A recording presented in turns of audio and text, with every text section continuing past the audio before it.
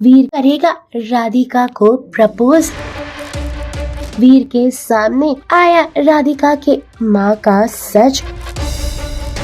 आपको बता दें कि जी टीवी के शो लक्ष्मी निवास में यहाँ पर जो वीर है वो राधिका से बेइंतहा मोहब्बत करता है और उसने ठान लिया है कि वो इजहार कर कर ही रहेगा अपने दिल का राधिका से। लेकिन इसी बीच यहाँ पर उसकी बेटी आ जाती है और कहती है राधिका माँ, जिसके बाद यहाँ पर बेटी का सच जानकर देखना काफी इंटरेस्टिंग होगा कि वीर कैसे अपने जज्बातों का बयां करता है राधिका के सामने, क्योंकि यहाँ पर अब उसके सामने सच्चाई आ गई है कि राधिका की तो बेटी भी है, उसे नहीं पता था। अब देखना काफी इंटरेस्टिंग होगा कि क्या यहाँ पर वीर को पता चल पाएगा राधिका के माँ बनने के पीछे का सच। क्या सच जानने के बाद फिर करेगा उसे प्रपोज। क्या आप भी चाहते हैं कि वीर और राधिका का रिश्ता जुड़े? तो हमें कमेंट करके जरूर बताइएगा और ऐसे ही ताज़ा तरीन खबरों के लिए हमारे चैनल टेलीचक्कर को लाइक शेयर सब्सक्राइब जरूर करिएगा।